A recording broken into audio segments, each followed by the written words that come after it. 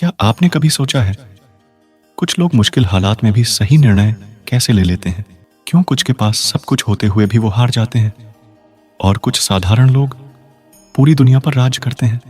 फर्क सिर्फ एक चीज का है, बुद्धि का। पर रुकिए, बुद्धि सिर्फ पढ़ाई से नहीं आती। ये तो एक ऐसी शक्ति है जो अगर जाग गई तो आपकी किस्मत भी बदल सकती है।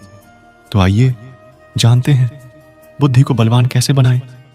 पर ध्यान से सुनिए, क्योंकि आज जो आप जानने वाले हैं वो आपकी सोच की पूरी दिशा बदल सकता है। श्री राम को रावण से युद्ध जीताने वाली शक्ति क्या थी? श्री कृष्ण को महाभारत में सबसे बुद्धिमान बनाने वाली ताकत कौन सी थी? वो थी धार्मिक विवेक और गहरी आत्म साधना। बुद्धि को बलवान बनाने के लिए सबसे पहले आपको भीतर उतरना होगा। रामायण, गीता और उपनिषद ये ग्रंथ नहीं, रहस्य हैं जिनमें छुपा है मनुष्य की असली शक्ति को जगाने का सूत्र। क्योंकि जब आप इनसे जुड़ते हैं तो केवल ज्ञान नहीं, दिव्य दृष्टि प्राप्त होती है। वो दृष्टि जो सही को सही और गलत को गलत देखने की हिम्मत देती है। अब एक सवाल, अगर आपको हर दिन कोई शक्ति दे जिससे आपकी सोच तेज, निर्णय सटीक और मन शांत हो जाए, क्या आप उसे अपनाना चाहेंगे? तो जान लीजिए, वो शक्ति है ध्यान। रोज 10 मिनट सिर्फ अपनी सांसों पर ध्यान देना, मन को स्थिर करना, शब्दों के शोर से बाहर निकलना।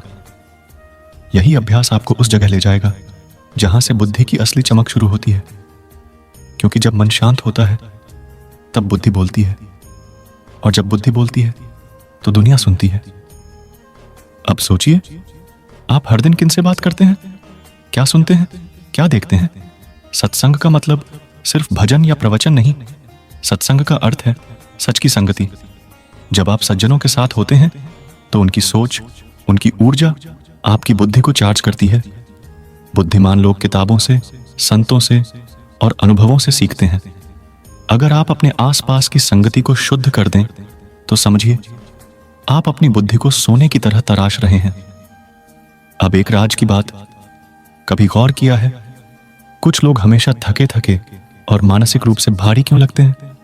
क्योंकि वो उस चीज को हल्के में ले लेते हैं जिससे उनकी बुद्धि सीधी जुड़ी होती है।